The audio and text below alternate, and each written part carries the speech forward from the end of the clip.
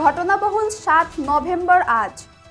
৭ নভেম্বরের মূল চরিত্র তিনজন: সাবেক রাষ্ট্রপতি ও বিএনপির প্রতিষ্ঠাতা জেনারেল জিয়াউর রহমান, সাবেক ক্ষণস্থায়ী সেনাপ্রধান জেনারেল খালেদ মোশাররফ এবং জাসদ নেতা কর্নেল আবু তাহের। আজ দেশের ইতিহাসের ঘটনাবহুল ও আলোচিত দিন ৭ নভেম্বর। বিভিন্ন রাজনৈতিক দল ও সামাজিক সংগঠন পৃথক নামে দিনটি পালন করে। বিএনপি দিনটিকে জাতীয় বিপ্লব ও সংহতি দিবস হিসেবে পালন করে। ১৯৭৫ সালের ১৫ই আগস্ট বঙ্গবন্ধু শেখ মুজিবুর রহমানকে সপরিবারে হত্যার মধ্য দিয়ে দেশে ক্ষমতার পট পরিবর্তন ঘটে। এরপর ওই বছরের ৩ নভেম্বর কারাগারে জাতীয় ৪ নেতাকে হত্যা করা হয়। শুরু হয় সেনাবাহিনীতে পাল্টাপাল্টি অভ্যুত্থানের ঘটনা।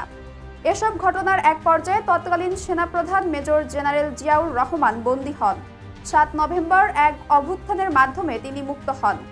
জাতীয় বিপ্লব ও সংহতি দিবস উপলক্ষে আলোচনা সভা, শোভাযাত্রা সহ ১০ দিন ব্যাপী বিভিন্ন কর্মসূচি পালন করছে বিএনপি। দিবসটি উপলক্ষে দেওয়া এক বিবৃতিতে বিএনপির ভারপ্রাপ্ত চেয়ারম্যান তারেক রহমান বলেন, গত ৫ আগস্ট ছাত্র জনতার মহিমান্বিত আত্মদানের মধ্য দিয়ে ফ্যাসিস্টরা দেশ ছেড়ে পালাতে বাধ্য হয়। মানুষের মধ্যে গণতন্ত্রের মুক্তির পথ প্রসারিত হয়েছে। এখন চূড়ান্ত গণতন্ত্রের চর্চার জন্য অবাধ, সুষ্ঠু নির্বাচন সহ গণতন্ত্রের অপরিহার্য শর্ত মানুষের মৌলিক মানবাধিকার নিশ্চিত করতে হবে। ৭ নভেম্বর জাতীয় বিপ্লব ও সংহতি দিবস উপলক্ষে সকাল ৬টায় কেন্দ্রীয় কার্যালয় সহ সারা দেশে দলীয় কার্যালয়গুলোতে দলীয় পতাকা উত্তোলন।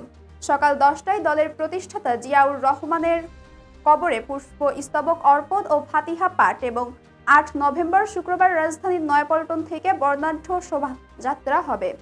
এছাড়া দিবসটি উপলক্ষে অন্যান্য জেলায়ও শোভাযাত্রা হবে। দলের অঙ্গ ও সহযোগী সংগঠন আলোচনা সভা ও অন্যান্য কর্মসূচি পালন করবে। ৭ নভেম্বর সন্ধ্যায় জাতীয়তাবাদী সামাজিক সাংস্কৃতিক সংস্থা কেন্দ্রীয় শহীদ মিনারে সাংস্কৃতিক অনুষ্ঠান করবে। জাসাসের উদ্যোগে বিভাগীয় শহরগুলোয় সাংস্কৃতিক অনুষ্ঠান হবে। দর্শক, এই ছিল এখনকার মতো। পরবর্তী সংবাদ দেখার আমন্ত্রণ জানিয়ে এখানেই শেষ করছি। ধন্যবাদ।